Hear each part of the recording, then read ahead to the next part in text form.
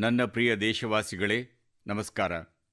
ಇಂದು ಸಂಪೂರ್ಣ ದೇಶ ಭಯೋತ್ಪಾದನೆಯ ವಿರುದ್ಧ ಒಗ್ಗೂಡಿ ನಿಂತಿದೆ, ಆಕ್ರೋಶದಿಂದ ಕೂಡಿದೆ ಮತ್ತು ದೃಢ ನಿಶ್ಚಯ ಹೊಂದಿದೆ. ಭಯೋತ್ಪಾದನೆಯನ್ನು ಕೊನೆಗೊಳಿಸಲೇಬೇಕು ಎಂಬುದು ಇಂದು ಪ್ರತಿಯೊಬ್ಬ ಭಾರತೀಯನ ಸಂಕಲ್ಪವಾಗಿದೆ. ಸ್ನೇಹಿತರೆ, ಆಪರೇಷನ್ ಸಿಂಧೂರ್ ಸಮಯದಲ್ಲಿ ನಮ್ಮ ಸೇನಾ ಪಡೆಗಳು ಪ್ರದರ್ಶಿಸಿದ ಶೌರ್ಯ ಪ್ರತಿಯೊಬ್ಬ ಹಿಂದೂಸ್ಥಾನಿಯನನ್ನು ಹೆಮ್ಮೆ ಪಡುವಂತೆ ಮಾಡಿದೆ. ಗಡಿಯಾಚೆಗಿನ ಭಯೋತ್ಪಾದಕ ಅಡಗುದಾಣಗಳನ್ನು ನಮ್ಮ ಪಡೆಗಳು ನಿಖರತೆಯಿಂದ ಕರಾರುವಾಕ್ಕಾಗಿ ನಾಶಪಡಿಸಿರುವುದು ಅದ್ಭುತವಾಗಿದೆ. ಆಪರೇಷನ್ ಸಿಂಧೂರ್ ಪ್ರಪಂಚದಾದ್ಯಂತ ಭಯೋತ್ಪಾದನೆಯ ವಿರುದ್ಧದ ಹೋರಾಟಕ್ಕೆ ಹೊಸ ಭರವಸೆ ನೀಡಿದೆ, ಉತ್ಸಾಹ ತುಂಬಿದೆ. ಸ್ನೇಹಿತರೆ, ಆಪರೇಷನ್ ಸಿಂಧೂರ್ ಕೇವಲ ಮಿಲಿಟರಿ ಕಾರ್ಯಾಚರಣೆಯಲ್ಲ, ಇದು ನಮ್ಮ ದೃಢ ನಿಶ್ಚಯ, ಧೈರ್ಯ ಮತ್ತು ಬದಲಾಗುತ್ತಿರುವ ಭಾರತದ ಚಿತ್ರಣವಾಗಿದೆ. ಈ ಚಿತ್ರಣ ಇಡೀ ದೇಶವನ್ನು ದೇಶಭಕ್ತಿಯ ಭಾವನೆಯಿಂದ ತುಂಬಿಸಿದೆ, ತ್ರಿವರ್ಣದಲ್ಲಿ ರಂಗು ಮೇಳೈಸಿದೆ. ದೇಶದ ವಿವಿಧ ನಗರಗಳು, ಗ್ರಾಮಗಳು ಮತ್ತು ಸಣ್ಣ ಪುಟ್ಟ ಪಟ್ಟಣಗಳಲ್ಲಿ ತ್ರಿವರ್ಣ ಧ್ವಜ ಯಾತ್ರೆ ಕೈಗೊಳ್ಳಲಾಗುತ್ತಿದ್ದುದನ್ನು ನೀವು ನೋಡಿರಬಹುದು. ಸಾವಿರಾರು ಜನರು ಕೈಯಲ್ಲಿ ತ್ರಿವರ್ಣ ಧ್ವಜ ಹಿಡಿದುಕೊಂಡು ದೇಶದ ಸೇನೆಗೆ ಗೌರವ ಸಲ್ಲಿಸಲು ಮುಂದೆ ಬಂದರು. ಅನೇಕ ನಗರಗಳಲ್ಲಿ ಹೆಚ್ಚಿನ ಸಂಖ್ಯೆಯ ಯುವಕರು ನಾಗರಿಕ ರಕ್ಷಣಾ ಸ್ವಯಂ ಸೇವಕರಾಗಲು ಒಗ್ಗೂಡಿದರು ಮತ್ತು ಚಂಡೀಗಢದ ವಿಡಿಯೋಗಳು ಸಾಕಷ್ಟು ವೈರಲ್ ಆಗಿರುವುದನ್ನು ನಾವು ಕಂಡಿದ್ದೇವೆ. ಸಾಮಾಜಿಕ ಮಾಧ್ಯಮಗಳಲ್ಲಿ ಕವಿತೆಗಳನ್ನು ಬರೆಯಲಾಗುತ್ತಿತ್ತು, ದೇಶಭಕ್ತಿ ಗೀತೆಗಳನ್ನು ಹಾಡಲಾಗುತ್ತಿತ್ತು. ಪುಟ್ಟ ಪುಟ್ಟ ಮಕ್ಕಳು ಅಗಾಧ ಸಂದೇಶಗಳನ್ನು ಹೊತ್ತ ಚಿತ್ರಗಳನ್ನು ಬಿಡಿಸುತ್ತಿದ್ದರು. ನಾನು 3 ದಿನಗಳ ಹಿಂದೆಯಷ್ಟೇ ಬಿಕಾನೇರ್ಗೆ ಹೋಗಿದ್ದೆ. ಅಲ್ಲಿನ ಮಕ್ಕಳು ನನಗೆ ಇದೇ ರೀತಿಯ ವರ್ಣಚಿತ್ರವನ್ನು ಉಡುಗೊರೆಯಾಗಿ ನೀಡಿದ್ದರು. ಆಪರೇಷನ್ ಸಿಂಧೂರ್ ದೇಶದ ಜನರ ಮೇಲೆ ಅದೆಷ್ಟು ಪ್ರಭಾವ ಬೀರಿದೆ ಎಂದರೆ, ಅನೇಕ ಕುಟುಂಬಗಳು ಅದನ್ನು ತಮ್ಮ ಜೀವನದ ಭಾಗವನ್ನಾಗಿ ಮಾಡಿಕೊಂಡಿವೆ. ಬಿಹಾರದ ಕಟಿಹಾರ್, ಉತ್ತರ ಪ್ರದೇಶದ ಕುಶಿನಗರ ಮತ್ತು ಇನ್ನೂ ಹಲವಾರು ನಗರಗಳಲ್ಲಿ ಆ ಸಮಯದಲ್ಲಿ ಜನಿಸಿದ ಮಕ್ಕಳಿಗೆ ಸಿಂಧೂರ್ ಎಂದು ನಾಮಕರಣ ಮಾಡಲಾಗಿದೆ. ಸ್ನೇಹಿತರೆ, ನಮ್ಮ ಸೈನಿಕರು ಭಯೋತ್ಪಾದಕ ನೆಲೆಗಳನ್ನು ನಾಶಪಡಿಸಿದರು. ಅದು ಅವರ ಅದಮ್ಯ ಸಾಹಸವಾಗಿತ್ತು ಮತ್ತು ಅದರಲ್ಲಿ ಭಾರತದಲ್ಲಿ ತಯಾರಿಸಿದ ಶಸ್ತ್ರಾಸ್ತ್ರಗಳು, ಉಪಕರಣಗಳು ಮತ್ತು ತಂತ್ರಜ್ಞಾನದ ಶಕ್ತಿಯೂ ಸೇರಿತ್ತು. ಸ್ವಾವಲಂಬಿ ಭಾರತದ ಸಂಕಲ್ಪವೂ ಇತ್ತು. ಈ ಗೆಲುವಿನಲ್ಲಿ ನಮ್ಮ ಇಂಜಿನಿಯರ್ಗಳು, ತಂತ್ರಜ್ಞರೂ ಸೇರಿದಂತೆ ಎಲ್ಲರ ಶ್ರಮವೂ ಸೇರಿದೆ. ಈ ಅಭಿಯಾನದ ನಂತರ ದೇಶಾದ್ಯಂತ ವೋಕಲ್ ಫಾರ್ ಲೋಕಲ್ ಕುರಿತು ಹೊಸ ಆಶಾಕಿರಣ ಮೂಡಿದೆ. ಅನೇಕ ವಿಷಯಗಳು ಮನಮುಟ್ಟುತ್ತವೆ. ಇನ್ನು ಮುಂದೆ ನಾವು ನಮ್ಮ ಮಕ್ಕಳಿಗಾಗಿ ಭಾರತದಲ್ಲಿ ತಯಾರಿಸಿದ ಆಟಿಕೆಗಳನ್ನು ಮಾತ್ರ ಖರೀದಿಸುತ್ತೇವೆ, ದೇಶಪ್ರೇಮ ಬಾಲ್ಯದಿಂದಲೇ ಮೂಡಬೇಕು ಎಂದು ಪೋಷಕರೊಬ್ಬರು ಹೇಳಿದರು. ನಾವು ನಮ್ಮ ಮುಂದಿನ ರಜೆಯನ್ನು ದೇಶದ ಯಾವುದಾದರೂ ಸುಂದರ ಸ್ಥಳದಲ್ಲಿ ಕಳೆಯುತ್ತೇವೆ ಎಂದು ಕೆಲವು ಕುಟುಂಬಗಳು ಪ್ರತಿಜ್ಞೆ ಮಾಡಿವೆ. ಅನೇಕ ಯುವಕರು ವೆಡ್ ಇನ್ ಇಂಡಿಯಾ ಸಂಕಲ್ಪಗೈದಿದ್ದಾರೆ. ಅವರು ನಮ್ಮ ದೇಶದಲ್ಲೇ ವಿವಾಹವಾಗಲಿದ್ದಾರೆ. ಈಗ ನೀವು ಯಾವುದೇ ಉಡುಗೊರೆಯನ್ನು ನೀಡಿದರೂ ಅದು ಭಾರತೀಯ ಕುಶಲಕರ್ಮಿಗಳೇ ತಯಾರಿಸಿದ್ದಾಗಿರುತ್ತದೆ ಎಂದು ಇನ್ನೂ ಕೆಲವರು ಹೇಳಿದ್ದಾರೆ. ಸ್ನೇಹಿತರೆ, ಜನರ ಒಗ್ಗೂಡುವಿಕೆ, ಸಾರ್ವಜನಿಕ ಭಾಗವಹಿಸುವಿಕೆ ಇದೇ ಅಲ್ಲವೇ ಭಾರತದ ನಿಜವಾದ ಶಕ್ತಿ? ಬನ್ನಿ, ಈ ಸಂದರ್ಭದಲ್ಲಿ ನಾವೆಲ್ಲ ನಮ್ಮ ಜೀವನದಲ್ಲಿ ಸಾಧ್ಯವಾದಲ್ಲೆಲ್ಲ ಸ್ವದೇಶದಲ್ಲೇ ತಯಾರಿಸಿದ ವಸ್ತುಗಳಿಗೆ ಆದ್ಯತೆ ನೀಡುತ್ತೇವೆ ಎಂದು ಸಂಕಲ್ಪಗೈಯೋಣ ಎಂದು ನಿಮ್ಮಲ್ಲಿ ಆಗ್ರಹಿಸುತ್ತೇನೆ. ಇದು ಕೇವಲ ಆರ್ಥಿಕ ಸ್ವಾವಲಂಬನೆಯ ವಿಷಯವಲ್ಲ, ರಾಷ್ಟ್ರ ನಿರ್ಮಾಣದಲ್ಲಿ ಭಾಗವಹಿಸುವ ಭಾವನೆಯಾಗಿದೆ. ನಮ್ಮ ಒಂದು ಹೆಜ್ಜೆ ಭಾರತದ ಪ್ರಗತಿಗೆ ದೊಡ್ಡ ಕೊಡುಗೆ ನೀಡಬಹುದಾಗಿದೆ. ಸ್ನೇಹಿತರೆ, ಬಸ್ಸಿನಲ್ಲಿ ಎಲ್ಲಿಯಾದರೂ ಪ್ರಯಾಣಿಸುವುದು ಬಹಳ ಸಾಮಾನ್ಯ ವಿಷಯ. ಆದರೆ ಮೊದಲ ಬಾರಿಗೆ ಒಂದು ಗ್ರಾಮಕ್ಕೆ ಬಸ್ ತಲುಪಿರುವ ಕುರಿತು ನಾನು ನಿಮಗೆ ಹೇಳಬಯಸುತ್ತೇನೆ. ಅಲ್ಲಿನ ಜನರು ಈ ದಿನಕ್ಕಾಗಿ ವರ್ಷಗಳಿಂದ ಕಾಯುತ್ತಿದ್ದರು. ಮೊದಲ ಬಾರಿ ಗ್ರಾಮಕ್ಕೆ ಬಸ್ ತಲುಪಿದಾಗ ಜನ ಅದನ್ನು ಡೋಲು ಢಕ್ಕೆ ಬಾರಿಸುವ ಮೂಲಕ ಸ್ವಾಗತಿಸಿದರು. ಬಸ್ ನೋಡಿದ ಜನರ ಸಂತೋಷ ತುಂಬಾ ಮೇರೆ ಮೀರಿತ್ತು. ಗ್ರಾಮಕ್ಕೆ ಡಾಂಬರೀಕರಣ ಮಾಡಿದ ರಸ್ತೆ ಇತ್ತು, ಜನರಿಗೆ ಬಸ್ನ ಅವಶ್ಯಕತೆಯೂ ಇತ್ತು. ಆದರೆ ಇಲ್ಲಿ ಈ ಹಿಂದೆ ಬಸ್ ಓಡಾಡುತ್ತಿರಲಿಲ್ಲ, ಏಕೆಂದರೆ ಈ ಗ್ರಾಮ ಮಾವೋವಾದಿ ಹಿಂಸಾಚಾರದಿಂದ ಪ್ರಭಾವಿತವಾಗಿತ್ತು. ಈ ಸ್ಥಳ ಮಹಾರಾಷ್ಟ್ರದ ಗಡ್ಚಿರೋಳಿ ಜಿಲ್ಲೆಯಲ್ಲಿದೆ ಮತ್ತು ಈ ಗ್ರಾಮದ ಹೆಸರು ಕಾಟೇಝರಿ. ಕಾಟೇಜರಿಯಲ್ಲಾದ ಈ ಬದಲಾವಣೆಯ ಅನುಭವ ಸುತ್ತಮುತ್ತಲಿನ ಪ್ರದೇಶದ ಮೇಲೂ ಪ್ರಭಾವ ಬೀರಿರುವುದು ಕಂಡುಬರುತ್ತಿದೆ. ಈಗ ಇಲ್ಲಿನ ಪರಿಸ್ಥಿತಿ ಸಾಮಾನ್ಯಕ್ಕೆ ಮರಳುತ್ತಿದೆ. ಮಾವೋವಾದದ ವಿರುದ್ಧದ ಸಾಮೂಹಿಕ ಹೋರಾಟದಿಂದಾಗಿ ಮೂಲಭೂತ ಸೌಕರ್ಯಗಳು ಈಗ ಇಂತಹ ಪ್ರದೇಶಗಳಿಗೂ ತಲುಪಲು ಪ್ರಾರಂಭಿಸಿವೆ. ಬಸ್ ಬಂದರೆ ತಮ್ಮ ಜೀವನ ತುಂಬಾ ಸುಲಭವಾಗುತ್ತದೆ ಎಂದು ಗ್ರಾಮಸ್ಥರು ಹೇಳುತ್ತಾರೆ. ಸ್ನೇಹಿತರೆ, ಮನ್ ಕಿ ಬಾತ್ನಲ್ಲಿ ನಾವು ಈಗಾಗಲೇ ಛತ್ತೀಸ್ಗಢದಲ್ಲಿ ನಡೆದ ಬಸ್ತರ್ ಒಲಿಂಪಿಕ್ಸ್ ಮತ್ತು ಮಾವೋವಾದಿ ಪೀಡಿತ ಪ್ರದೇಶಗಳಲ್ಲಿನ ವಿಜ್ಞಾನ ಪ್ರಯೋಗಾಲಯದ ಬಗ್ಗೆ ಚರ್ಚಿಸಿದ್ದೇವೆ. ಇಲ್ಲಿನ ಮಕ್ಕಳಿಗೆ ವಿಜ್ಞಾನದ ಬಗ್ಗೆ ಅಪಾರ ಆಸಕ್ತಿ ಇದೆ. ಅವರು ಕ್ರೀಡೆಯಲ್ಲೂ ಅದ್ಭುತ ಸಾಧನೆಗೈಯುತ್ತಿದ್ದಾರೆ. ಈ ಪ್ರದೇಶಗಳಲ್ಲಿ ವಾಸಿಸುವ ಜನರು ಎಷ್ಟು ಧೈರ್ಯಶಾಲಿಗಳು ಎಂಬುದನ್ನು ಇಂತಹ ಪ್ರಯತ್ನಗಳು ಎತ್ತಿ ತೋರಿಸುತ್ತವೆ. ಈ ಜನರು ಎಲ್ಲ ಸವಾಲುಗಳ ಮಧ್ಯೆಯೂ ತಮ್ಮ ಜೀವನವನ್ನು ಉತ್ತಮಗೊಳಿಸಿಕೊಳ್ಳುವ ಮಾರ್ಗವನ್ನು ಆರಿಸಿಕೊಂಡಿದ್ದಾರೆ. 10 ಮತ್ತು 12ನೇ ತರಗತಿಯ ಫಲಿತಾಂಶಗಳಲ್ಲಿಯೂ ದಂತೇವಾಡ ಜಿಲ್ಲೆಯ ಸಾಧನೆ ಅತ್ಯುತ್ತಮವಾಗಿರುವುದನ್ನು ತಿಳಿದು ನನಗೆ ತುಂಬಾ ಸಂತೋಷವಾಯಿತು. ಈ ಜಿಲ್ಲೆ 10ನೇ ತರಗತಿಯ ಫಲಿತಾಂಶದಲ್ಲಿ ಸುಮಾರು 95% ಫಲಿತಾಂಶದೊಂದಿಗೆ ಅಗ್ರಸ್ಥಾನದಲ್ಲಿ ಮೆರೆದಿದೆ. 12ನೇ ತರಗತಿ ಪರೀಕ್ಷೆಯಲ್ಲಿ ಈ ಜಿಲ್ಲೆ ಛತ್ತೀಸ್ಗಢದಲ್ಲಿ 6ನೇ ಸ್ಥಾನ ಗಳಿಸಿದೆ. ಒಂದು ಕಾಲದಲ್ಲಿ ಮಾವೋವಾದ ತೀವ್ರವಾಗಿದ್ದ ದಂತೇವಾಡದಲ್ಲಿ ಇಂದು ಶಿಕ್ಷಣದ ಪತಾಕೆ ಮುಗಿಲು ಮುಟ್ಟುತ್ತಿದೆ ಎಂಬ ಬಗ್ಗೆ ಆಲೋಚಿಸಿ. ಇಂತಹ ಬದಲಾವಣೆಗಳು ನಾವೆಲ್ಲರೂ ಹೆಮ್ಮೆ ಪಡುವಂತೆ ಮಾಡುತ್ತವೆ. ನನ್ನ ಪ್ರಿಯ ದೇಶವಾಸಿಗಳೇ, ಈಗ ನಾನು ನಿಮಗೆ ಸಿಂಹಗಳಿಗೆ ಸಂಬಂಧಿಸಿದ ಒಂದು ಒಳ್ಳೆ ಸುದ್ದಿಯನ್ನು ಹೇಳಬಯಸುತ್ತೇನೆ. ಕಳೆದ ಕೇವಲ 5 ವರ್ಷಗಳಲ್ಲಿ ಗುಜರಾತ್ನ ಗೀರ್ನಲ್ಲಿ ಸಿಂಹಗಳ ಸಂಖ್ಯೆ 674ರಿಂದ 891ಕ್ಕೇರಿದೆ. 674ರಿಂದ 891. ಸಿಂಹಗಳ ಗಣತಿಯ ನಂತರ ತಿಳಿದುಬಂದ ಈ ಸಂಖ್ಯೆ ತುಂಬ ಉತ್ತೇಜನಕಾರಿಯಾಗಿದೆ. ಸ್ನೇಹಿತರೆ, ನಿಮ್ಮಲ್ಲಿ ಹಲವರು ಈ ಪ್ರಾಣಿಗಳ ಗಣತಿ ಹೇಗೆ ನಡೆಯುತ್ತದೆ ಎಂದು ತಿಳಿದುಕೊಳ್ಳಲು ಬಯಸಬಹುದು. ಈ ಕೆಲಸ ಬಹಳ ಸವಾಲಿನದ್ದಾಗಿದೆ. ಸಿಂಹಗಳ ಗಣತಿಯನ್ನು 11 ಜಿಲ್ಲೆಗಳಲ್ಲಿ 35,000 ಚದರ ಕಿಲೋಮೀಟರ್ ಪ್ರದೇಶದಲ್ಲಿ ನಡೆಸಲಾಗಿದೆ ಎಂದು ತಿಳಿದರೆ ನಿಮಗೆ ಆಶ್ಚರ್ಯವಾಗಬಹುದು. ಗಣತಿಗಾಗಿ ಈ ಪ್ರದೇಶಗಳಲ್ಲಿ ತಂಡಗಳು ದಿನದ 24 ಗಂಟೆಯೂ ಕಾರ್ಯಾಚರಣೆಯಲ್ಲಿ ತೊಡಗಿದ್ದವು. ಸಂಪೂರ್ಣ ಅಭಿಯಾನದಲ್ಲಿ ಪರಿಶೀಲನೆ ಮತ್ತು ಮರುಪರಿಶೀಲನೆ ಎರಡನ್ನೂ ಮಾಡಲಾಯಿತು. ಈ ಮೂಲಕ ಸಿಂಹಗಳ ಎಣಿಕೆ ಕೆಲಸವನ್ನು ಅತ್ಯಂತ ನಿಖರವಾಗಿ ಪೂರ್ಣಗೊಳಿಸಲು ಸಾಧ್ಯವಾಯಿತು. ಸ್ನೇಹಿತರೆ, ಸಮಾಜದಲ್ಲಿ ಜವಾಬ್ದಾರಿಯ ಭಾವನೆ ಗಾಢವಾಗಿದ್ದಾಗ ಎಷ್ಟು ಅದ್ಭುತ ಫಲಿತಾಂಶಗಳನ್ನು ಸಾಧಿಸಬಹುದು ಎಂಬುದನ್ನು ಏಷಿಯಾಟಿಕ್ ಸಿಂಹಗಳ ಸಂಖ್ಯೆಯಲ್ಲಿನ ವೃದ್ಧಿ ಎತ್ತಿ ತೋರಿಸುತ್ತದೆ. ಕೆಲವು ದಶಕಗಳ ಹಿಂದೆ ಗೀರ್ನಲ್ಲಿ ಪರಿಸ್ಥಿತಿ ತುಂಬಾ ಕಷ್ಟಕರವಾಗಿತ್ತು. ಆದರೆ ಅಲ್ಲಿನ ಜನ ಒಗ್ಗೂಡಿ ಬದಲಾವಣೆಗೆ ಟೊಂಕ ಕಟ್ಟಿ ನಿಂತರು. ಇಲ್ಲಿ ಅತ್ಯಾಧುನಿಕ ತಂತ್ರಜ್ಞಾನದ ಜೊತೆಗೆ ಜಾಗತಿಕ ಅತ್ಯುತ್ತಮ ಅಭ್ಯಾಸಗಳನ್ನು ಕೂಡ ಅಳವಡಿಸಿಕೊಳ್ಳಲಾಯಿತು. ಇದೇ ಸಮಯದಲ್ಲಿ ಅರಣ್ಯ ಅಧಿಕಾರಿಗಳ ಹುದ್ದೆಯಲ್ಲಿ ಮಹಿಳೆಯರನ್ನು ದೊಡ್ಡ ಪ್ರಮಾಣದಲ್ಲಿ ನಿಯೋಜಿಸಿದ ಮೊದಲ ರಾಜ್ಯವಾಗಿ ಗುಜರಾತ್ ಹೊರಹೊಮ್ಮಿತು. ಇಂದು ನಾವು ನೋಡುತ್ತಿರುವ ಫಲಿತಾಂಶಗಳಿಗೆ ಈ ಎಲ್ಲ ಅಂಶಗಳೂ ಕಾರಣವಾಗಿವೆ. ವನ್ಯಜೀವಿ ರಕ್ಷಣೆಗಾಗಿ ಇದೇ ರೀತಿ ನಾವು ನಿರಂತರ ಜಾಗೃತರಾಗಿರಬೇಕು ಮತ್ತು ಜಾಗರೂಕರಾಗಿರಬೇಕು. ನನ್ನ ಪ್ರಿಯ ದೇಶವಾಸಿಗಳೇ, 2-3 ದಿನಗಳ ಹಿಂದೆ ನಾನು ರೈಸಿಂಗ್ ನಾರ್ತ್ ಈಸ್ಟ್ ಪ್ರಥಮ ಶೃಂಗಸಭೆಗೆ ಹೋಗಿದ್ದೆ. ಅದಕ್ಕೂ ಮುನ್ನ ಈಶಾನ್ಯದ ಸಾಮರ್ಥ್ಯಕ್ಕೆ ಸಮರ್ಪಿತವಾದ ಅಷ್ಟಲಕ್ಷ್ಮಿ ಮಹೋತ್ಸವವನ್ನು ಆಚರಿಸಿದ್ದೆವು. ಈಶಾನ್ಯ ಪ್ರದೇಶದ ವಿಶೇಷತೆಯೇ ಬೇರೆ. ಅದರ ಸಾಮರ್ಥ್ಯ, ಪ್ರತಿಭೆ ನಿಜಕ್ಕೂ ಅದ್ಭುತ. ಕ್ರಾಫ್ಟೆಡ್ ಫೈಬರ್ಸ್ ಬಗ್ಗೆ ಒಂದು ಆಸಕ್ತಿದಾಯಕ ಕಥೆಯ ಬಗ್ಗೆ ನನಗೆ ತಿಳಿಯಿತು. ಕ್ರಾಫ್ಟೆಡ್ ಫೈಬರ್ಸ್ ಕೇವಲ ಒಂದು ಬ್ರ್ಯಾಂಡ್ ಅಲ್ಲ, ಬದಲಾಗಿ ಸಿಕ್ಕಿಂನ ಸಂಪ್ರದಾಯ, ನೇಯ್ಗೆ ಕಲೆ ಮತ್ತು ಫ್ಯಾಷನ್ ಕುರಿತ ಇಂದಿನ ಚಿಂತನೆ, ಈ ಮೂರರ ಸುಂದರ ಸಮ್ಮಿಲನವಾಗಿದೆ. ಡಾಕ್ಟರ್ ಚೇವಾಂಗ್ ನೋರ್ಬು ಬೂಟಿಯಾ ಇದನ್ನು ಪ್ರಾರಂಭಿಸಿದರು. ಅವರು ವೃತ್ತಿಯಲ್ಲಿ ಪಶುವೈದ್ಯರು, ಆದರೆ ಅಂತಃಕರಣದಿಂದ ಸಿಕ್ಕಿಂ ಸಂಸ್ಕೃತಿಯ ನಿಜವಾದ ರಾಯಭಾರಿಯಾಗಿದ್ದಾರೆ. ನೇಯ್ಗೆಗೆ ಹೊಸ ಆಯಾಮವನ್ನು ನೀಡಬಾರದೆ ಎಂಬ ಆಲೋಚನೆ ಅವರಲ್ಲಿ ಮೂಡಿತು.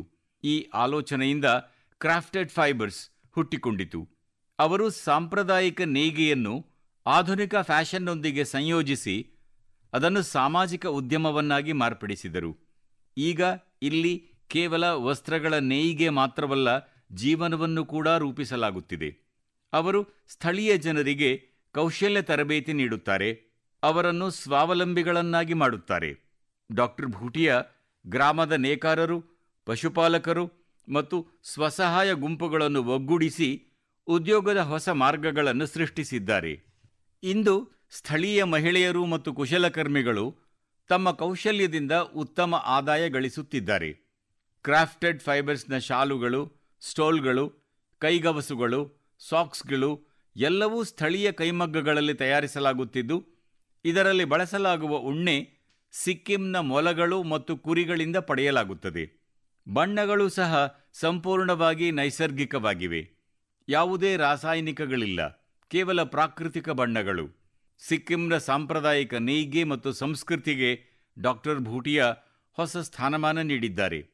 ಸಂಪ್ರದಾಯದೊಂದಿಗೆ ಉತ್ಸಾಹವನ್ನು ಸಂಯೋಜಿಸಿದಾಗ ಅದು ಜಗತ್ತನ್ನು ಎಷ್ಟು ಆಕರ್ಷಿಸಬಹುದು ಎಂಬುದನ್ನು ಡಾಕ್ಟರ್ ಭೂಟಿಯಾ ಅವರ ಕೆಲಸ ನಮಗೆ ಕಲಿಸುತ್ತದೆ. ನನ್ನ ಪ್ರಿಯ ದೇಶವಾಸಿಗಳೇ, ಇಂದು ನಾನು ನಿಮಗೆ ಒಬ್ಬ ಮಹಾನ್ ವ್ಯಕ್ತಿಯ ಬಗ್ಗೆ ಹೇಳಬಯಸುತ್ತೇನೆ. ಅವರು ಒಬ್ಬ ಕಲಾವಿದರು ಮತ್ತು ಸ್ಫೂರ್ತಿಯ ಸೆಲೆ. ಅವರ ಹೆಸರು ಜೀವನ್ ಜೋಶಿ. ವಯಸ್ಸು 65 ವರ್ಷ. ಯಾರ ಹೆಸರಿನಲ್ಲಿಯೇ ಜೀವ ತುಂಬಿದೆಯೋ ಅವರು ಎಷ್ಟು ಚೈತನ್ಯದಿಂದ ತುಂಬಿರುತ್ತಾರೆ ಎಂಬುದನ್ನು ಊಹಿಸಿ. ಜೀವನ್ ಅವರು ಉತ್ತರಾಖಂಡದ ಹಲ್ದ್ವಾನಿಯಲ್ಲಿ ವಾಸಿಸುತ್ತಿದ್ದಾರೆ. ಬಾಲ್ಯದಲ್ಲಿ ಪೋಲಿಯೋದಿಂದಾಗಿ ಅವರ ಕಾಲುಗಳ ಬಲ ಕುಂದಿಹೋಯಿತು. ಆದರೆ ಪೋಲಿಯೋ ಅವರ ಧೈರ್ಯವನ್ನು ಕುಂದಿಸಲಾಗಲಿಲ್ಲ. ಅವರ ನಡಿಗೆಯ ವೇಗ ಕಡಿಮೆಯಾದರೂ ಅವರ ಮನಸ್ಸು ಕಲ್ಪನಾತೀತವಾಗಿ ಹಾರುತ್ತಲೇ ಇತ್ತು. ಈ ಹಾರಾಟದಲ್ಲಿಯೇ ಜೀವನ್ ಅವರು ಬಗೆಟ್ ಎಂಬ ವಿಶಿಷ್ಟ ಕಲೆಗೆ ಜನ್ಮ ನೀಡಿದರು. ಇದರಲ್ಲಿ ಅವರು ಪೈನ್ ಮರಗಳಿಂದ ಬೀಳುವ ಒಣ ತೊಗಟೆಯಿಂದ ಸುಂದರವಾದ ಕಲಾಕೃತಿಗಳನ್ನು ಮಾಡುತ್ತಾರೆ. ಜನರು ಸಾಮಾನ್ಯವಾಗಿ ನಿಷ್ಪ್ರಯೋಜಕವೆಂದು ಪರಿಗಣಿಸುವ ಆ ತೊಗಟೆ ಜೀವನ್ ಅವರ ಕೈಗೆ ಬಂದ ಕೂಡಲೇ ಪರಂಪರೆಯಾಗಿ ಮಾರ್ಪಾಡಾಗುತ್ತದೆ. ಅವರ ಪ್ರತಿಯೊಂದು ಸೃಷ್ಟಿಯಲ್ಲೂ ಉತ್ತರಾಖಂಡ್ನ ಮಣ್ಣಿನ ಸೊಬಗಿದೆ. ಕೆಲವೊಮ್ಮೆ ಅದು ಪರ್ವತಗಳ ಜಾನಪದ ವಾದ್ಯಗಳಾಗಿ ರೂಪುಗೊಂಡರೆ, ಮತ್ತೆ ಕೆಲವೊಮ್ಮೆ ಪರ್ವತಗಳ ಆತ್ಮವೇ ಆ ಕಲಾಕೃತಿಯಲ್ಲಿ ಅವತರಿಸಿದಂತೆ ಭಾಸವಾಗುತ್ತದೆ. ಜೀವನ್ ಅವರ ಕೆಲಸ ಕೇವಲ ಒಂದು ಕಲೆ ಮಾತ್ರವಲ್ಲ, ಅದೊಂದು ಸಾಧನೆಯಾಗಿದೆ. ಅವರು ತಮ್ಮ ಇಡೀ ಜೀವನವನ್ನು ಈ ಕಲೆಗೆ ಮುಡುಪಾಗಿಟ್ಟಿದ್ದಾರೆ. ಜೀವನ್ ಜೋಶಿಯವರಂತಹ ಕಲಾವಿದರು ಎಂತಹುದೇ ಪರಿಸ್ಥಿತಿ ಇರಲಿ, ಉದ್ದೇಶ ಬಲವಾಗಿದ್ದರೆ ಯಾವುದೂ ಅಸಾಧ್ಯವಲ್ಲ ಎಂಬುದನ್ನು ನಮಗೆ ನೆನಪಿಸುತ್ತಾರೆ.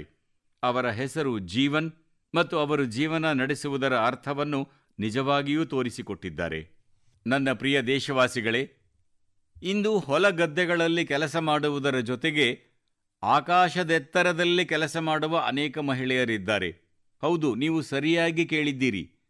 ಈಗ ಗ್ರಾಮದ ಮಹಿಳೆಯರು ಡ್ರೋನ್ ದೀದಿಗಳಾಗಿದ್ದಾರೆ ಮತ್ತು ಡ್ರೋನ್ಗಳನ್ನು ಹಾರಿಸುತ್ತಿದ್ದಾರೆ.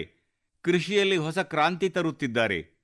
ಸ್ನೇಹಿತರೆ, ತೆಲಂಗಾಣದ ಸಂಗಾರೆಡ್ಡಿ ಜಿಲ್ಲೆಯಲ್ಲಿ ಕೆಲ ಸಮಯದ ಹಿಂದೆ ಇತರರನ್ನು ಅವಲಂಬಿಸಬೇಕಾಗಿದ್ದ ಮಹಿಳೆಯರು ಇಂದು ಡ್ರೋನ್ ಸಹಾಯದಿಂದ 50 ಎಕರೆ ಭೂಮಿಯಲ್ಲಿ ಔಷಧಿ ಸಿಂಪಡಿಸುವ ಕೆಲಸವನ್ನು ಪೂರ್ಣಗೊಳಿಸುತ್ತಿದ್ದಾರೆ.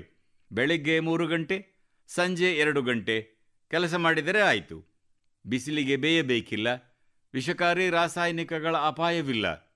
ಸ್ನೇಹಿತರೆ, ಗ್ರಾಮಸ್ಥರು ಕೂಡ ಈ ಬದಲಾವಣೆಯನ್ನು ಹೃದಯಪೂರ್ವಕವಾಗಿ ಸ್ವೀಕರಿಸಿದ್ದಾರೆ. ಈಗ ಈ ಮಹಿಳೆಯರನ್ನು ಡ್ರೋನ್ ಆಪರೇಟರ್ಗಳು ಎಂದು ಕರೆಯಲಾಗುವುದಿಲ್ಲ, ಬದಲಿಗೆ ಸ್ಕೈ ವಾರಿಯರ್ಸ್ ಎಂದು ಕರೆಯಲಾಗುತ್ತದೆ. ತಂತ್ರಜ್ಞಾನ ಮತ್ತು ದೃಢ ಸಂಕಲ್ಪ ಒಗ್ಗೂಡಿದಾಗ ಬದಲಾವಣೆ ಸಂಭವಿಸುತ್ತದೆ ಎಂದು ಈ ಮಹಿಳೆಯರು ನಿರೂಪಿಸಿದ್ದಾರೆ. ನನ್ನ ಪ್ರಿಯ ದೇಶವಾಸಿಗಳೇ, ಅಂತಾರಾಷ್ಟ್ರೀಯ ಯೋಗ ದಿನಕ್ಕೆ 1 ತಿಂಗಳಿಗಿಂತ ಕಡಿಮೆ ಸಮಯ ಉಳಿದಿದೆ. ನೀವು ಇನ್ನೂ ಯೋಗಾಭ್ಯಾಸದಿಂದ ದೂರವಿದ್ದರೆ ಕೂಡಲೇ ಯೋಗಾಭ್ಯಾಸ ಆರಂಭಿಸಿ ಎಂಬುದನ್ನು ಈ ಸಂದರ್ಭ ನಮಗೆ ನೆನಪಿಸುತ್ತದೆ. ಯೋಗಾಭ್ಯಾಸ ನಿಮ್ಮ ಜೀವನದ ವಿಧಾನವನ್ನು ಬದಲಾಯಿಸುತ್ತದೆ. ಸ್ನೇಹಿತರೆ, ಜೂನ್ 21, 2015ರಂದು ಯೋಗ ದಿನ ಪ್ರಾರಂಭವಾದಾಗಿನಿಂದ ಅದರ ಆಕರ್ಷಣೆ ನಿರಂತರವಾಗಿ ವೃದ್ಧಿಸುತ್ತಿದೆ. ಈ ವರ್ಷವೂ ಸಹ ಯೋಗ ದಿನದ ಬಗ್ಗೆ ಪ್ರಪಂಚದಾದ್ಯಂತ ಜನರ ಉತ್ಸಾಹ ಮತ್ತು ಹುಮ್ಮಸ್ಸು ಕಂಡುಬರುತ್ತಿದೆ. ವಿವಿಧ ಸಂಸ್ಥೆಗಳು ತಮ್ಮ ಸಿದ್ಧತೆಯಲ್ಲಿ ತೊಡಗಿಕೊಂಡಿವೆ. ಕಳೆದ ವರ್ಷಗಳ ಫೋಟೋಗಳು ನನಗೆ ತುಂಬಾ ಸ್ಫೂರ್ತಿ ನೀಡಿವೆ. ಕೆಲವು ವರ್ಷಗಳಲ್ಲಿ ವಿವಿಧ ದೇಶಗಳಲ್ಲಿ ಜನರು ಯೋಗ ಸರಪಳಿ ಮತ್ತು ಯೋಗ ರಿಂಗ್ ತಯಾರಿಸಿರುವುದನ್ನು ನಾವು ನೋಡಿದ್ದೇವೆ. 4 ತಲೆಮಾರುಗಳು ಒಟ್ಟಿಗೆ ಯೋಗಾಭ್ಯಾಸ ಮಾಡುತ್ತಿರುವ ಇಂತಹ ಅನೇಕ ಚಿತ್ರಗಳಿವೆ. ಅನೇಕ ಜನರು ಯೋಗಾಭ್ಯಾಸಕ್ಕಾಗಿ ತಮ್ಮ ನಗರದ ಪ್ರತಿಷ್ಠಿತ ಸ್ಥಳಗಳನ್ನು ಆರಿಸಿಕೊಂಡರು. ಈ ಬಾರಿ ನೀವು ಕೂಡ ಯೋಗ ದಿನವನ್ನು ಆಸಕ್ತಿದಾಯಕ ರೀತಿಯಲ್ಲಿ ಆಚರಿಸುವ ಬಗ್ಗೆ ಚಿಂತಿಸಬಹುದು. ಸ್ನೇಹಿತರೆ, ಆಂಧ್ರಪ್ರದೇಶ ಸರ್ಕಾರ ಯೋಗ ಆಂಧ್ರ ಅಭಿಯಾನವನ್ನು ಪ್ರಾರಂಭಿಸಿದೆ. ಇಡೀ ರಾಜ್ಯದಲ್ಲಿ ಯೋಗ ಸಂಸ್ಕೃತಿಯನ್ನು ಅಭಿವೃದ್ಧಿಪಡಿಸುವುದು ಇದರ ಉದ್ದೇಶವಾಗಿದೆ. ಈ ಅಭಿಯಾನದ ಅಡಿಯಲ್ಲಿ 10 ಲಕ್ಷ ಯೋಗ ಸಾಧಕರ ಗುಂಪನ್ನು ರಚಿಸಲಾಗುತ್ತಿದೆ. ಈ ವರ್ಷ ವಿಶಾಖಪಟ್ಟಣದಲ್ಲಿ ನಡೆಯುವ ಯೋಗ್ ದಿವಸ್ ಕಾರ್ಯಕ್ರಮದಲ್ಲಿ ಭಾಗವಹಿಸಲು ನನಗೆ ಅವಕಾಶ ದೊರೆಯಲಿದೆ. ಈ ಬಾರಿಯೂ ನಮ್ಮ ಯುವ ಸ್ನೇಹಿತರು ದೇಶದ ಪರಂಪರೆಗೆ ಸಂಬಂಧಿಸಿದ ಪ್ರತಿಷ್ಠಿತ ಸ್ಥಳಗಳಲ್ಲಿ ಯೋಗಾಭ್ಯಾಸ ಮಾಡಲಿದ್ದಾರೆ ಎಂದು ತಿಳಿದು ನನಗೆ ಬಹಳ ಸಂತೋಷವಾಗಿದೆ. ಅನೇಕ ಯುವಕರು ಹೊಸ ದಾಖಲೆಗಳನ್ನು ಸೃಷ್ಟಿಸಲು ಮತ್ತು ಯೋಗ ಸರಪಳಿಯ ಭಾಗವಾಗುವ ಪ್ರತಿಜ್ಞೆ ಕೈಗೊಂಡಿದ್ದಾರೆ. ನಮ್ಮ ಕಾರ್ಪೊರೇಟ್ಗಳು ಕೂಡ ಈ ವಿಷಯದಲ್ಲಿ ಹಿಂದೆ ಉಳಿದಿಲ್ಲ. ಕೆಲವು ಸಂಸ್ಥೆಗಳು ತಮ್ಮ ಕಚೇರಿಗಳಲ್ಲೇ ಯೋಗಾಭ್ಯಾಸಕ್ಕಾಗಿ ಪ್ರತ್ಯೇಕ ಸ್ಥಳಗಳನ್ನು ಮೀಸಲಿಟ್ಟಿವೆ. ಕೆಲವು ನವೋದ್ಯಮಗಳು ಕಚೇರಿ ಯೋಗ ಸಮಯಗಳನ್ನು ನಿಗದಿಪಡಿಸಿವೆ. ಗ್ರಾಮಗಳಿಗೆ ತೆರಳಿ ಗ್ರಾಮಸ್ಥರಿಗೆ ಯೋಗ ಕಲಿಸಲು ತಯಾರಿ ನಡೆಸುತ್ತಿರುವ ಜನರೂ ಇದ್ದಾರೆ. ಆರೋಗ್ಯ ಮತ್ತು ದೇಹದಾರ್ಢ್ಯತೆ ಬಗ್ಗೆ ಜನರ ಈ ತಿಳುವಳಿಕೆ ನನಗೆ ಅತೀವ ಸಂತಸ ನೀಡುತ್ತದೆ. ಸ್ನೇಹಿತರೆ, ಯೋಗ್ ದಿವಸ್ ಜೊತೆಗೆ ಆಯುರ್ವೇದ ಕ್ಷೇತ್ರದಲ್ಲಿ ಬಹಳಷ್ಟು ನಡೆಯುತ್ತಿದ್ದು ಇವುಗಳ ಕುರಿತು ಅರಿತಾಗ ನಿಮಗೆ ಕೂಡ ಬಹಳ ಸಂತೋಷವಾಗುತ್ತದೆ. ನಿನ್ನೆ ಅಂದರೆ ಮೇ 24ರಂದು ವಿಶ್ವ ಆರೋಗ್ಯ ಸಂಸ್ಥೆಯ ಮಹಾನಿರ್ದೇಶಕರು ಹಾಗೂ ನನ್ನ ಮಿತ್ರ ತುಳಸಿಯವರ ಸಮ್ಮುಖದಲ್ಲಿ ಒಂದು ತಿಳುವಳಿಕೆ ಒಪ್ಪಂದಕ್ಕೆ ಸಹಿ ಹಾಕಲಾಯಿತು. ಈ ಒಪ್ಪಂದದೊಂದಿಗೆ international classification of health interventions ಇದರ ಅಡಿಯಲ್ಲಿ ಒಂದು ಮೀಸಲಾದ ಸಾಂಪ್ರದಾಯಿಕ ಔಷಧ ಮಾಡ್ಯೂಲ್ ಕುರಿತಂತೆ ಕೂಡ ಕೆಲಸ ಆರಂಭವಾಗಿದೆ. ಈ ಉಪಕ್ರಮದಿಂದ ಪ್ರಪಂಚದಾದ್ಯಂತ ಹೆಚ್ಚು ಹೆಚ್ಚು ಜನರಿಗೆ ವೈಜ್ಞಾನಿಕ ರೀತಿಯಲ್ಲಿ ಆಯುಷ್ಗೆ ಅವಕಾಶ ದೊರೆಯಲು ಸಾಧ್ಯವಾಗುತ್ತದೆ. ಸ್ನೇಹಿತರೆ, ನೀವು ಶಾಲೆಯಲ್ಲಿ ಕಪ್ಪು ಹಲಗೆ ಅಂದರೆ ಬ್ಲ್ಯಾಕ್ ಬೋರ್ಡ್ ನೋಡಿ ಇರುತ್ತೀರಿ. ಆದರೆ ಈಗ ಕೆಲವು ಶಾಲೆಗಳಲ್ಲಿ ಶುಗರ್ ಬೋರ್ಡ್ ಕೂಡ ಹಾಕಲಾಗುತ್ತಿದೆ. ಬ್ಲ್ಯಾಕ್ ಬೋರ್ಡ್ ಅಲ್ಲ, ಶುಗರ್ ಬೋರ್ಡ್. ಮಕ್ಕಳಿಗೆ ಅವರ ಸಕ್ಕರೆ ಸೇವನೆ ಬಗ್ಗೆ ಜಾಗೃತಿ ಮೂಡಿಸುವುದು CBSEನ ಈ ವಿಶಿಷ್ಟ ಉಪಕ್ರಮದ ಉದ್ದೇಶವಾಗಿದೆ. ಎಷ್ಟು ಪ್ರಮಾಣದಲ್ಲಿ ಸಕ್ಕರೆ ಸೇವಿಸಬೇಕು ಮತ್ತು ಎಷ್ಟು ಪ್ರಮಾಣದಲ್ಲಿ ಸಕ್ಕರೆ ಸೇವಿಸಲಾಗುತ್ತಿದೆ ಎಂಬುದನ್ನು ಮಕ್ಕಳು ಅರಿತು ಸ್ವತಃ ಆರೋಗ್ಯಕರ ಆಯ್ಕೆ ಮಾಡಿಕೊಳ್ಳಲು ಆರಂಭಿಸಿದ್ದಾರೆ. ಇದೊಂದು ವಿಶಿಷ್ಟ ಪ್ರಯತ್ನವಾಗಿದೆ ಮತ್ತು ಇದರ ಪ್ರಭಾವ ಕೂಡ ಬಹಳ ಸಕಾರಾತ್ಮಕವಾಗಿರುತ್ತದೆ. ಬಾಲ್ಯದಿಂದಲೇ ಆರೋಗ್ಯಕರ ಜೀವನ ಶೈಲಿಯ ಅಭ್ಯಾಸ ಮಾಡಿಕೊಳ್ಳುವ ನಿಟ್ಟಿನಲ್ಲಿ ಇದು ಅತ್ಯಂತ ಸಹಾಯಕವೆಂದು ಸಾಬೀತಾಗಬಹುದು. ಅನೇಕ ಪೋಷಕರು ಇದನ್ನು ಪ್ರಶಂಸಿಸಿದ್ದಾರೆ ಮತ್ತು ಇಂತಹ ಉಪಕ್ರಮಗಳನ್ನು ಕಚೇರಿಗಳು, ಕ್ಯಾಂಟೀನ್ಗಳು ಮತ್ತು ಸಂಸ್ಥೆಗಳಲ್ಲಿಯೂ ಕೂಡ ಕೈಗೊಳ್ಳಬೇಕು ಎಂದು ನಾನು ನಂಬುತ್ತೇನೆ. ಅಂತಿಮವಾಗಿ ಆರೋಗ್ಯವಿದ್ದರಷ್ಟೇ ಎಲ್ಲವೂ ಇರುತ್ತದೆ. ಫಿಟ್ ಇಂಡಿಯಾ ಬಲಿಷ್ಠ ಭಾರತದ ಅಡಿಪಾಯವಾಗಿದೆ. ನನ್ನ ಪ್ರೀತಿಯ ದೇಶವಾಸಿಗಳೇ, ಸ್ವಚ್ಛ ಭಾರತದ ಬಗ್ಗೆ ಮಾತನಾಡುವಾಗ ಮನದ ಮಾತಿನ ಶ್ರೋತೃಗಳು ಹಿಂದೆ ಉಳಿಯುವುದು ಹೇಗೆ ಸಾಧ್ಯ? ನೀವೆಲ್ಲರೂ ನಿಮ್ಮ ಸ್ವಂತ ಮಟ್ಟದಲ್ಲಿ ಈ ಅಭಿಯಾನವನ್ನು ಬಲಪಡಿಸುತ್ತಿದ್ದೀರಿ ಎಂದು ನನಗೆ ಸಂಪೂರ್ಣ ನಂಬಿಕೆಯಿದೆ. ಆದರೆ ಇಂದು ನಾನು ನಿಮಗೆ ಸ್ವಚ್ಛತೆಯ ಸಂಕಲ್ಪ ಪರ್ವತದಂತಹ ಸವಾಲುಗಳನ್ನು ಕೂಡ ಪರಾಭವಗೊಳಿಸಿದೆ ಎಂಬ ಉದಾಹರಣೆಯ ಕುರಿತು ಹೇಳಲು ಬಯಸುತ್ತೇನೆ. ಉಸಿರಾಡಲು ಕಷ್ಟವಾಗುವ ಹಿಮಭರಿತ ಪರ್ವತಗಳನ್ನು ಹತ್ತುತ್ತಿರುವ ವ್ಯಕ್ತಿಯನ್ನು ಊಹಿಸಿಕೊಳ್ಳಿ. ಪ್ರತಿ ಹೆಜ್ಜೆಯಲ್ಲೂ ಜೀವಕ್ಕೆ ಅಪಾಯವಿರುತ್ತದೆ ಮತ್ತು ಆ ವ್ಯಕ್ತಿ ಅಲ್ಲಿ ಸ್ವಚ್ಛತಾ ಕಾರ್ಯದಲ್ಲಿ ನಿರತನಾಗಿದ್ದಾನೆ. ನಮ್ಮ ITBP ತಂಡದ ಸದಸ್ಯರು ಇದೇ ರೀತಿಯ ಕೆಲಸವನ್ನು ಮಾಡಿದ್ದಾರೆ. ಈ ತಂಡ ವಿಶ್ವದ ಅತ್ಯಂತ ಕಷ್ಟಕರವಾದ ಶಿಖರ ಎನಿಸಿದ ಮೌಂಟ್ ಮಕಾಲು ಅನ್ನು ಏರಲು ಹೋಗಿತ್ತು. ಆದರೆ ಸ್ನೇಹಿತರೆ, ಅವರು ಕೇವಲ ಪರ್ವತ ಏರುವುದು ಮಾತ್ರವಲ್ಲ, ತಮ್ಮ ಗುರಿಗೆ ಸ್ವಚ್ಛತೆಯ ಮತ್ತೊಂದು ಧ್ಯೇಯವನ್ನು ಅವರು ಸೇರಿಸಿದರು. ಶಿಖರದ ಬಳಿ ಬಿದ್ದಿದ್ದ ಕಸವನ್ನು ತೆಗೆದುಹಾಕಲು ಅವರು ಉಪಕ್ರಮ ಕೈಗೊಂಡರು. ಊಹಿಸಿ ನೋಡಿ, ಈ ತಂಡದ ಸದಸ್ಯರು 150 ಕಿಲೋಗಳಿಗಿಂತ ಅಧಿಕ ಪ್ರಮಾಣದ ಜೈವಿಕ ವಿಘಟನೀಯವಲ್ಲದ ತ್ಯಾಜ್ಯವನ್ನು ತಮ್ಮೊಂದಿಗೆ ತಂದರು. ಅಷ್ಟು ಎತ್ತರದಲ್ಲಿ ಸ್ವಚ್ಛಗೊಳಿಸುವುದು ಸುಲಭದ ಕೆಲಸವಲ್ಲ. ಆದರೆ ದೃಢ ನಿಶ್ಚಯ ಇದ್ದಲ್ಲಿ ಮಾರ್ಗ ತಾನೇ ತಾನಾಗಿ ತೆರೆದುಕೊಳ್ಳುತ್ತದೆ ಎನ್ನುವುದನ್ನು ಇದು ತೋರಿಸುತ್ತದೆ. ಸ್ನೇಹಿತರೆ, ಇದಕ್ಕೆ ಸಂಬಂಧಿಸಿದ ಮತ್ತೊಂದು ಪ್ರಮುಖ ವಿಷಯವೂ ಇದೆ. ಅದೇ ಕಾಗದ ತ್ಯಾಜ್ಯ ಮತ್ತು ಮರುಬಳಕೆ.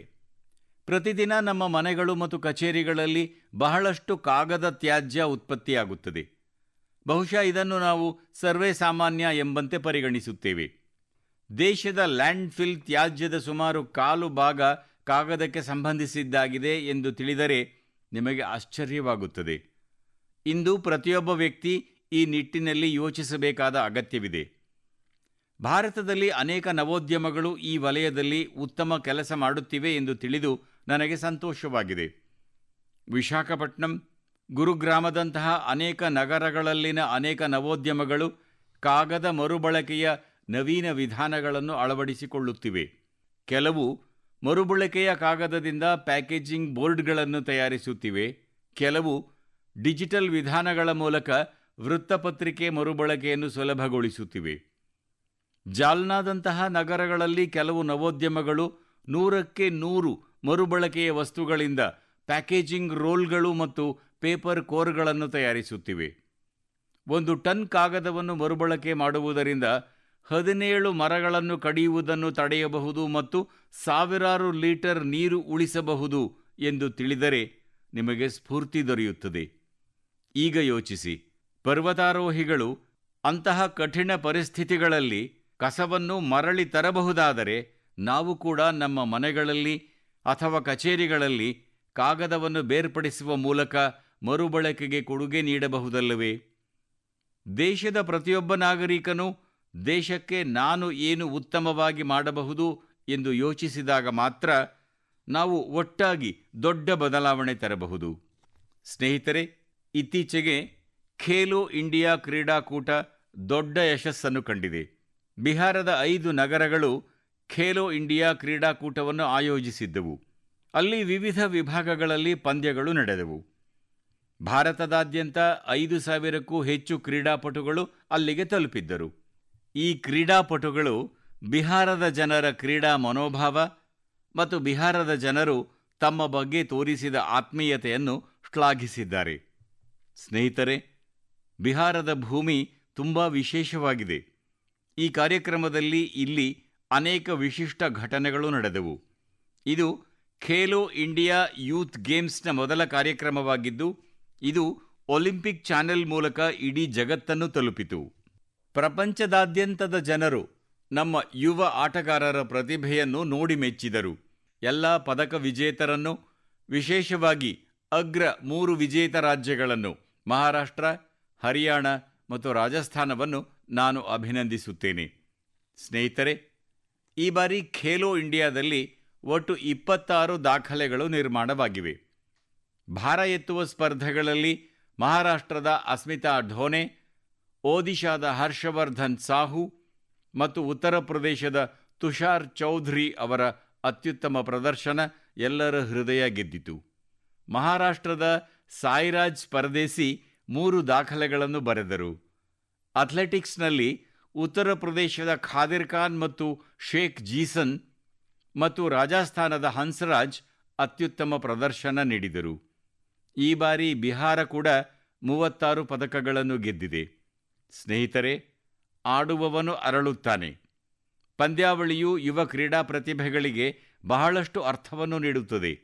ಇಂತಹ ಘಟನೆಗಳು ಭಾರತೀಯ ಕ್ರೀಡೆಗಳ ಭವಿಷ್ಯವನ್ನು ಮತ್ತಷ್ಟು ಬೆಳಗಿಸುತ್ತವೆ. ನನ್ನ ಪ್ರೀತಿಯ ದೇಶವಾಸಿಗಳೇ, ಮೇ 20 ವಿಶ್ವ ಜೇನುನೊಣ ದಿನ ಎಂದು ಆಚರಿಸಲಾಯಿತು. ಈ ದಿನ ಜೇನುತುಪ್ಪವು ಕೇವಲ ಸಿಹಿ ಮಾತ್ರವಲ್ಲ, ಆರೋಗ್ಯ, ಸ್ವ-ಉದ್ಯೋಗ ಮತ್ತು ಸ್ವಾವಲಂಬನೆಯ ಉದಾಹರಣೆಯಾಗಿದೆ ಎಂಬುದನ್ನು ನಮಗೆ ನೆನಪಿಸುತ್ತದೆ. ಕಳೆದ 11 ವರ್ಷಗಳಲ್ಲಿ ಭಾರತದಲ್ಲಿ ಜೇನು ಸಾಕಣೆಯಲ್ಲಿ ಒಂದು ಸಿಹಿ ಕ್ರಾಂತಿ ನಡೆದಿದೆ. 10-11 ವರ್ಷಗಳ ಹಿಂದೆ ಭಾರತದ ಜೇನುತುಪ್ಪದ ಉತ್ಪಾದನೆ ವರ್ಷಕ್ಕೆ ಸುಮಾರು 70-75 ಸಾವಿರ ಮೆಟ್ರಿಕ್ ಟನ್ಗಳಷ್ಟಿತ್ತು. ಇಂದು ಇದು ಸರಿಸುಮಾರು 1.25 ಲಕ್ಷ ಮೆಟ್ರಿಕ್ ಟನ್ಗಳಷ್ಟು ಆಗಿದೆ. ಇದರರ್ಥ ಜೇನುತುಪ್ಪದ ಉತ್ಪಾದನೆ ಸುಮಾರು 60% ಹೆಚ್ಚಾಗಿದೆ. ನಾವು ಜೇನುತುಪ್ಪದ ಉತ್ಪಾದನೆ ಮತ್ತು ರಫ್ತಿನಲ್ಲಿ ವಿಶ್ವದ ಪ್ರಮುಖ ದೇಶಗಳಲ್ಲಿ ಒಂದೆನಿಸಿದ್ದೇವೆ. ಸ್ನೇಹಿತರೆ, ರಾಷ್ಟ್ರೀಯ ಜೇನು ಸಾಕಣೆ ಮತ್ತು ಜೇನು ಮಿಷನ್ ಈ ಸಕಾರಾತ್ಮಕ ಪರಿಣಾಮದಲ್ಲಿ ಪ್ರಮುಖ ಪಾತ್ರ ವಹಿಸುತ್ತವೆ. ಇದರ ಅಡಿಯಲ್ಲಿ ಜೇನು ಸಾಕಣೆಗೆ ಸಂಬಂಧಿಸಿದ ಸಾವಿರಾರು ರೈತರಿಗೆ ತರಬೇತಿ ಹಾಗೂ ಉಪಕರಣಗಳನ್ನು ನೀಡಲಾಯಿತು. ಅವರಿಗೆ ಮಾರುಕಟ್ಟೆಗೆ ನೇರ ಪ್ರವೇಶವನ್ನು ಸೃಷ್ಟಿಸಲಾಯಿತು. ಸ್ನೇಹಿತರೆ, ಈ ಬದಲಾವಣೆ ಕೇವಲ ಅಂಕಿಅಂಶಗಳಲ್ಲಿ ಗೋಚರಿಸುವುದು ಮಾತ್ರವಲ್ಲ, ಹಳ್ಳಿಯ ನೆಲದಲ್ಲಿಯೂ ಸ್ಪಷ್ಟವಾಗಿ ಗೋಚರಿಸುತ್ತದೆ. ಛತ್ತೀಸ್ಗಢದ ಕೋರಿಯಾ ಜಿಲ್ಲೆಯಲ್ಲಿ ಇಂತಹ ಉದಾಹರಣೆ ಇದೆ. ಅಲ್ಲಿ ಬುಡಕಟ್ಟು ರೈತರು ಸೋನ್ ಹನಿ ಎಂಬ ಶುದ್ಧ ಸಾವಯವ ಜೇನುತುಪ್ಪದ ಬ್ರ್ಯಾಂಡ್ ಅನ್ನು ರಚಿಸಿದ್ದಾರೆ. ಇಂದು ಆ ಜೇನುತುಪ್ಪವನ್ನು GEM ಸೇರಿದಂತೆ ಅನೇಕ ಆನ್ಲೈನ್ ಪೋರ್ಟಲ್ಗಳಲ್ಲಿ ಮಾರಾಟ ಮಾಡಲಾಗುತ್ತಿದೆ. ಅಂದರೆ ಹಳ್ಳಿಯ ಕಠಿಣ ಪರಿಶ್ರಮ ಈಗ ಜಾಗತಿಕ ಮಟ್ಟದಲ್ಲಿದೆ. ಇದೇ ರೀತಿ ಉತ್ತರ ಪ್ರದೇಶ, ಗುಜರಾತ್, ಜಮ್ಮು ಕಾಶ್ಮೀರ, ಪಶ್ಚಿಮ ಬಂಗಾಳ ಮತ್ತು ಅರುಣಾಚಲ ಪ್ರದೇಶದ ಸಾವಿರಾರು ಮಹಿಳೆಯರು ಮತ್ತು ಯುವಕರು ಈಗ ಜೇನುತುಪ್ಪದ ಉದ್ಯಮಿಗಳಾಗಿದ್ದಾರೆ. ಸ್ನೇಹಿತರೆ, ಈಗ ಜೇನುತುಪ್ಪದ ಪ್ರಮಾಣದ ಮೇಲೆ ಮಾತ್ರವಲ್ಲದೆ ಅದರ ಶುದ್ಧತೆಯ ಮೇಲೂ ಕೆಲಸ ಮಾಡಲಾಗುತ್ತಿದೆ. ಕೆಲವು ನವೋದ್ಯಮಗಳು ಈಗ ಜೇನುತುಪ್ಪದ ಗುಣಮಟ್ಟವನ್ನು ಕೃತಕ ಬುದ್ಧಿಮತ್ತೆ ಮತ್ತು ಡಿಜಿಟಲ್ ತಂತ್ರಜ್ಞಾನದೊಂದಿಗೆ ಪ್ರಮಾಣೀಕರಿಸುತ್ತಿವೆ. ಮುಂದಿನ ಬಾರಿ ನೀವು ಜೇನುತುಪ್ಪವನ್ನು ಖರೀದಿಸಿದಾಗ ಈ ಜೇನುತುಪ್ಪದ ಉದ್ಯಮಿಗಳು ತಯಾರಿಸಿದ ಜೇನುತುಪ್ಪವನ್ನು ಪ್ರಯತ್ನಿಸಿ ನೋಡಿ. ಸ್ಥಳೀಯ ರೈತರು, ಮಹಿಳಾ ಉದ್ಯಮಿಗಳಿಂದ ಜೇನುತುಪ್ಪವನ್ನು ಖರೀದಿಸಲು ಪ್ರಯತ್ನಿಸಿ, ಏಕೆಂದರೆ ಅದರ ಪ್ರತಿ ಹನಿಯೂ ರುಚಿಯನ್ನು ಮಾತ್ರವಲ್ಲದೆ ಭಾರತದ ಕಠಿಣ ಪರಿಶ್ರಮ ಮತ್ತು ಭರವಸೆಯನ್ನು ಸಹ ಹೊಂದಿದೆ. ಈ ಜೇನುತುಪ್ಪದ ಮಾಧುರ್ಯ ಸ್ವಾವಲಂಬಿ ಭಾರತದ ರುಚಿಯಾಗಿದೆ. ಸ್ನೇಹಿತರೆ, ಜೇನಿಗೆ ಸಂಬಂಧಿಸಿದಂತೆ ದೇಶದ ಪ್ರಯತ್ನಗಳ ಬಗ್ಗೆ ನಾವು ಮಾತನಾಡುವಾಗ ಮತ್ತೊಂದು ಉಪಕ್ರಮದ ಬಗ್ಗೆ ನಿಮಗೆ ಹೇಳಲು ನಾನು ಬಯಸುತ್ತೇನೆ. ಜೇನ್ನೊಣಗಳ ಸಂರಕ್ಷಣೆ ಕೇವಲ ನಮ್ಮ ಪರಿಸರಕ್ಕೆ ಪ್ರಯೋಜನಕಾರಿ ಮಾತ್ರವಲ್ಲದೆ ನಮ್ಮ ಕೃಷಿ ಹಾಗೂ ಭವಿಷ್ಯದ ಪೀಳಿಗೆಯ ಜವಾಬ್ದಾರಿಯೂ ಹೌದು ಎನ್ನುವುದನ್ನು ಇದು ನಮಗೆ ನೆನಪಿಸುತ್ತದೆ. ಇದು ಪುಣೆ ನಗರದ ಒಂದು ಉದಾಹರಣೆಯಾಗಿದೆ. ಅಲ್ಲಿ ಒಂದು ವಸತಿ ಸಮುಚ್ಚಯದಲ್ಲಿ ಒಂದು ಜೇನುಗೂಡನ್ನು ತೆಗೆದುಹಾಕಲಾಯಿತು. ಬಹುಶಃ ಸುರಕ್ಷತೆ ಅಥವಾ ಭಯ ಇದಕ್ಕೆ ಕಾರಣವಿರಬಹುದು. ಆದರೆ ಈ ಘಟನೆ ಕೆಲವರಿಗೆ ಯೋಚಿಸುವಂತೆ ಮಾಡಿತು. ಅಮಿತ್ ಎಂಬ ಹೆಸರಿನ ಯುವಕ ಜೇನ್ನೊಣಗಳನ್ನು ತೊಲಗಿಸಬಾರದು, ಅವುಗಳನ್ನು ರಕ್ಷಿಸಬೇಕೆಂದು ನಿರ್ಧರಿಸಿದರು. ಅವರು ಸ್ವತಃ ಜೇನ್ನೊಣಗಳ ಬಗ್ಗೆ ಅರಿತರು, ಅವುಗಳ ಬಗ್ಗೆ ಸಂಶೋಧನೆ ಮಾಡಿದರು, ಇತರರನ್ನು ಅದರಲ್ಲಿ ಸೇರಿಸಿಕೊಳ್ಳಲು ಆರಂಭಿಸಿದರು. ಕ್ರಮೇಣ ಅವರು ಒಂದು ತಂಡ ರಚಿಸಿದರು ಮತ್ತು ಆ ತಂಡಕ್ಕೆ ಬೀ ಫ್ರೆಂಡ್ಸ್, ಅಂದರೆ ಜೇನ್ನೊಣ ಮಿತ್ರರು ಎಂದು ಹೆಸರಿಟ್ಟರು. ಈಗ ಈ ಬೀ ಸ್ನೇಹಿತರು ಜೇನ್ನೊಣಗಳಿಂದ ಜನರಿಗೆ ಅಪಾಯವೂ ಆಗಬಾರದು, ಹಾಗೆಯೇ ಜೇನ್ನೊಣಗಳು ಜೀವಂತವಾಗಿಯೂ ಇರಬೇಕು ಎಂಬ ಉದ್ದೇಶದಿಂದ ಜೇನ್ನೊಣಗಳ ಗೂಡನ್ನು ಒಂದು ಸ್ಥಳದಿಂದ ಮತ್ತೊಂದು ಸ್ಥಳಕ್ಕೆ ಸುರಕ್ಷಿತ ವಿಧಾನದಲ್ಲಿ ವರ್ಗಾವಣೆ ಮಾಡುತ್ತಾರೆ. ಅಮಿತ್ ಅವರ ಈ ಪ್ರಯತ್ನದ ಪರಿಣಾಮ ಕೂಡ ಬಹಳ ಅದ್ಭುತವಾಗಿದೆ. ಜೇನ್ನೊಣಗಳ ಸಮುಚ್ಚಯವೂ ರಕ್ಷಿಸಲ್ಪಡುತ್ತಿದೆ, ಜೇನು ಉತ್ಪಾದನೆಯೂ ಹೆಚ್ಚುತ್ತಿದೆ, ಎಲ್ಲಕ್ಕಿಂತ ಮುಖ್ಯವಾಗಿ ಜನರಲ್ಲಿ ಜಾಗೃತಿಯೂ ಹೆಚ್ಚಾಗುತ್ತಿದೆ. ನಾವು ಪ್ರಕೃತಿಯೊಂದಿಗೆ ಸಾಮರಸ್ಯದಿಂದ ಕೆಲಸ ಮಾಡಿದಾಗ ಅದರ ಪ್ರಯೋಜನ ಪ್ರತಿಯೊಬ್ಬರಿಗೂ ದೊರೆಯುತ್ತದೆ ಎನ್ನುವುದನ್ನು ಈ ಉಪಕ್ರಮ ನಮಗೆ ತಿಳಿಯಪಡಿಸುತ್ತದೆ. ನನ್ನ ಪ್ರೀತಿಯ ದೇಶವಾಸಿಗಳೇ, ಇಂದಿನ ಮನದ ಮಾತಿನ ಈ ಸಂಚಿಕೆ ಇಲ್ಲಿಗೆ ಮುಗಿಸುತ್ತಿದ್ದೇನೆ. ದೇಶದ ಜನರ ಸಾಧನೆಗಳ ಕುರಿತು ಮತ್ತು ಸಮಾಜದ ಒಳಿತಿಗಾಗಿ ಅವರ ಪ್ರಯತ್ನಗಳ ಕುರಿತು ನನಗೆ ಇದೇ ರೀತಿ ಪತ್ರ ಬರೆಯುತ್ತೀರಿ. ಮನದ ಮಾತಿನ ಮುಂದಿನ ಸಂಚಿಕೆಯಲ್ಲಿ ಪುನಃ ಭೇಟಿಯಾಗೋಣ. ಹೊಸ ವಿಷಯಗಳ ಕುರಿತು, ದೇಶವಾಸಿಗಳ ಹೊಸ ಸಾಧನೆಗಳ ಕುರಿತು ಮಾತನಾಡೋಣ. ನಾನು ನಿಮ್ಮ ಸಂದೇಶಗಳಿಗಾಗಿ ನಿರೀಕ್ಷಿಸುತ್ತಿರುತ್ತೇನೆ. ನಿಮ್ಮೆಲ್ಲರಿಗೂ ಅನೇಕಾನೇಕ ಧನ್ಯವಾದ. ನಮಸ್ಕಾರ.